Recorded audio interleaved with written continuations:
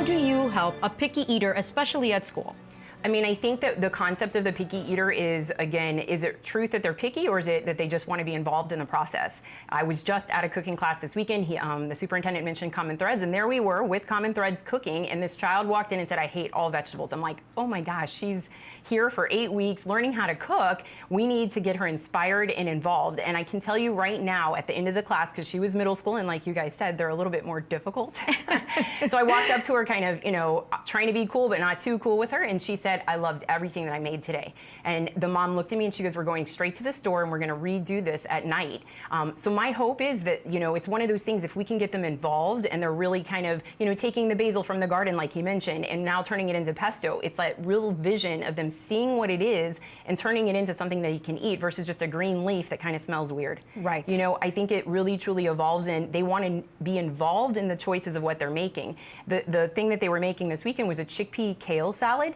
And while she said it wasn't bitter, we mentioned that you have to marinate it and really massage the olive oil into the kale.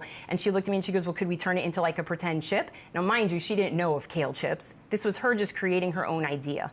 And I think that that's what I'm mentioning. There's all these different forms of vegetables. And so even if she didn't like the chickpea kale salad, right, I think you have to keep them inspired and willing to try new things. And one of the things we definitely don't want to do, especially when we're trying to introduce these vegetables and fruits to our children, is say things like, ew, we don't want to eat that. Oh, broccoli. And keep reinforcing that. Right. I mean, there's a no ooh, yuck or gross rule when they're there teaching. It's just like he said, a thumb up, thumb to the side, or the thumb down, and they're really, truly going to tell you what it is that they like or don't like, because they're honest, like he said.